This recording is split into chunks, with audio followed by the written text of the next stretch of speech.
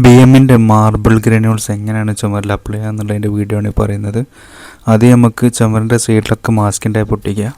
പിന്നെ ചെയ്യേണ്ടത് അതിനോട് മാച്ചിങ് ആയിട്ടുള്ള കളറ് ബേസാക്കി ഒന്ന് ചെയ്ത് കൊടുക്കണം. ചുമര് ഒന്ന് ക്ലീൻ ആക്കും വേണം കേട്ടോ.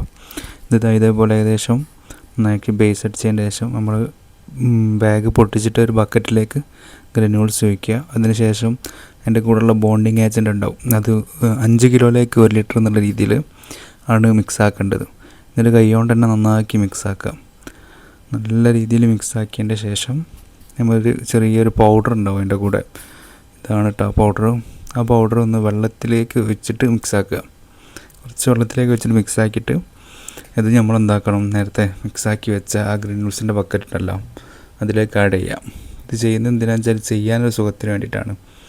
നമുക്ക് കുറച്ചുകൂടെ സ്മൂത്തായിട്ട് ഗ്രാനുൾസ് ചുമരിലേക്ക് പേസ്റ്റ് ചെയ്യാൻ പറ്റും. നന്നാക്കി മിക്സാക്കി എടുക്കുക. നല്ല രീതിയിൽ മിക്സാക്കിയിട്ട് ഒരു പേസ്റ്റിൻ്റെ രൂപത്തിലാവും. നമ്മൾ തൊട്ടാൽ തന്നെ ഒരു പേസ്റ്റിൻ്റെ രൂപത്തിലാവുന്ന സമയത്താണ് നമ്മളിത് ചുമരിലേക്ക് അപ്ലൈ ചെയ്യാൻ തുടങ്ങേണ്ടത്. ഇതിൻ്റെ ഗമ്മ് 5 കിലോയിലേക്ക് 1 ലിറ്റർ എന്നുള്ള രീതിയിലാണ് ആഡ് ചെയ്യേണ്ടത്.